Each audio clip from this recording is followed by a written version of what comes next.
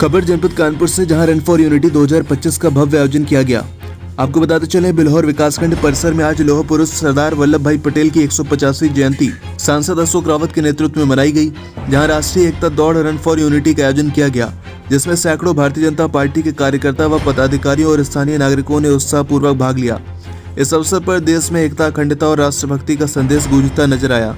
कार्यक्रम में मुख्य अतिथि के रूप में एमएलसी एवं विधायक पहुंचे। विशिष्ट अतिथि के रूप में सांसद अशोक रावत, जिला अध्यक्ष उपेंद्र पासवान और विधायक राहुल बच्चा सोनकर की गरिमामयी उपस्थिति रही। सभी अतिथियों ने सरदार पटेल के अदम्य साहस, नेतृत्व और देश की एकता में उनके योगदान को नमन किया तथा यह संकल्प लिया कि भारत की एकता और अखंडता को सदैव बनाए रखने के लिए हर नागरिक को उनके आदर्शों पर चलना चाहिए। वहीं राष्ट्रीय एकता दौड़ की शुरुआत बिल्हौर विकासखंड कार्यालय से शुरू हुई, जिसका समापन बिल्हौर कस्बे से होते हुए स्टेट बैंक के पास हुआ। सुरक्षा की दृष्टि से बिल्हौर उपजिलाधिकारी डॉक्टर संजीव दीक्षित, बिल्हौर एसीपी अमरनाथ यादव व बिल्हौर थाना प्रभारी अशोक कुमार सरोज के साथ भारी संख्या में पुलिस बल मौजूद रहा। हम सबके दिल में एक धड़कन, हर सपना है यहाँ का अपनापन,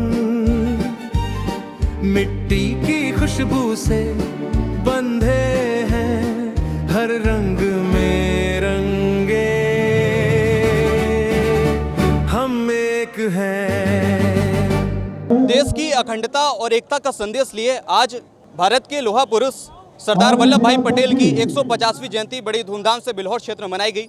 हमारे साथ बातचीत के लिए बिल्हौर विधायक राहुल सोनकर हैं, उनसे बातचीत करेंगे। क्या कुछ कहेंगे जिस तरह से आयरन मैन सरदार वल्लभ भाई पटेल की जयंती आज सभी युवाओं ने रन फॉर यूनिटी के साथ मैदान में दिखाया है, क्या कुछ कहेंगे इसको लेकर?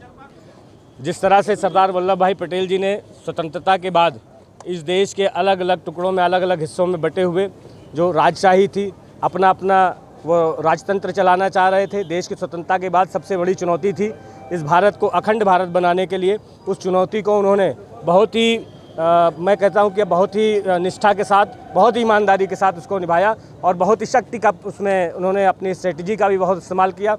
और इसी का कारण है कि आज जिस भारत का स्वरूप हम सभी लोग देख रहे हैं, ये भारत का स्वरूप उनकी ही देन है। और आज हम सभी के समक्ष जिम्मेदारी है कि इस भारत को अखंड भारत बनाए रखें, ना कि इस देश के लिए कुछ लोग जो नारेबाजी करते हैं कि इस भारत के वो टुकड़े कर देंगे, तो उन लोगों को भी हम लोगों को हमारे हाथों लेना होगा। निश्चित रूप से हमारे प्रधानमंत्री जी इस काम को बखूबी कर रहे हैं और उनके आह्वान पर 2014 से हम सभी लोग इस दिन को, जब उनका जन्म जयंती दिवस होता है, इस दिन को हम लोग रन फॉर यूनिटी के रूप में मनाते हैं और पूरे भारत को ये संदेश देते हैं कि हम सभी को एकत्रित और एकजुट होकर के रहना चाहिए। एक भारत और श्रेष्ठ भारत की हम लोग बात करते हैं, उसकी नींव को कैसे देखते हैं आप?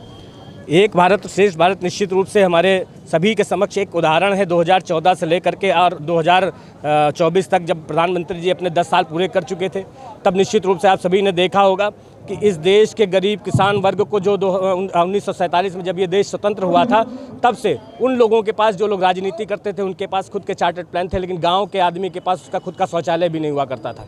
गांव का गरीब व्यक्ति अब एक एक वस्तु के लिए, एक एक चीज़ के लिए वो संघर्ष करता था। उसकी मूलभूत सुविधाओं के ऊपर कोई किसी का ध्यान कभी नहीं गया।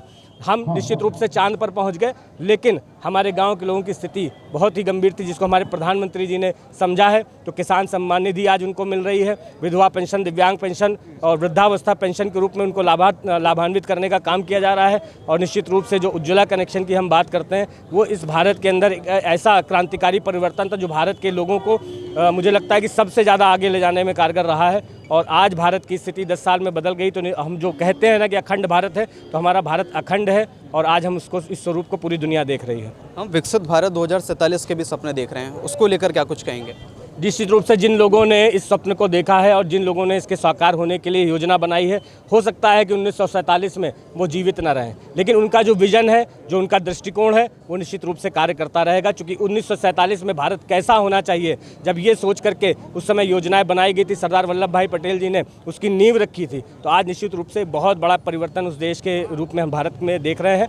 और आज जो योजना हम बना करके जा रहे हैं, हमारे प्रधानमंत्री जी, हमारे मुख्यमंत्री जी आज उसकी नींव रख चुके हैं। तो आने वाली जो हमारी पार्टी के अन्य कार्यकर्तागण हैं, अन्य नेतागण हैं और अन्य जनप्रतिनिधि हैं, मिल करके इस नींव को एक इमारत के रूप में 1947 में भारत को विकसित राष्ट्र के रूप में समर्पित करेंगे, मेरा ऐसा मानना है। आज की इस रन फॉर यूनिटी से तमाम देशवासियों को क्या कुछ संदेश देने का प्रयास किया गया है? हम लोग रन फॉर यूनिटी के माध्यम से हर साल एक देश को एक ही संदेश देते हैं कि ये भारत देश विभिन्न धर्म, पंथ, मजहब और जाति के लोगों से मिलकर के बना हुआ है। इसलिए किसी भी जाति में बट करके अपने अस्तित्व को समाप्त करने के बजाय हम एकजुट होकर के रहेंगे तो निश्चित रूप से भारत उन्नति करेगा, तरक्की करेगा और एक दिन 1947 में ये वो दिन होगा जब हम लोग भारत को एक विकसित राष्ट्र के रूप में देखेंगे। एक धागा, एक सपना, एक भारत महान, सपनों का है ये बगीचा, सबका अभिमान। हम साथ हैं, हम साथ हैं, रंग बिरंगे फिर भी एक हैं।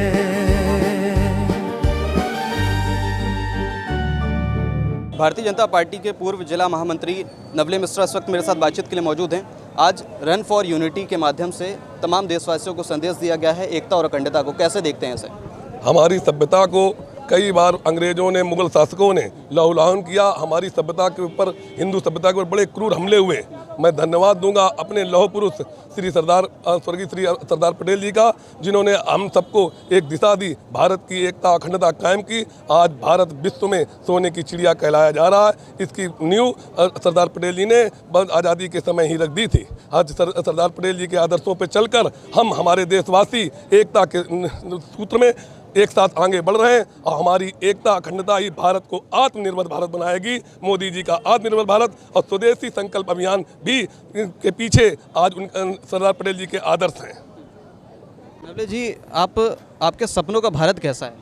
हमारे सपनों का भारत जिसमें शोषितों, वंचितों एवं पिछड़ों, दलितों उनके हक अधिकार बराबर मिले एवं उनके अंतिम भारत सरकार की जो योजनाएं वो अंतिम व्यक्ति तक पहुंचे।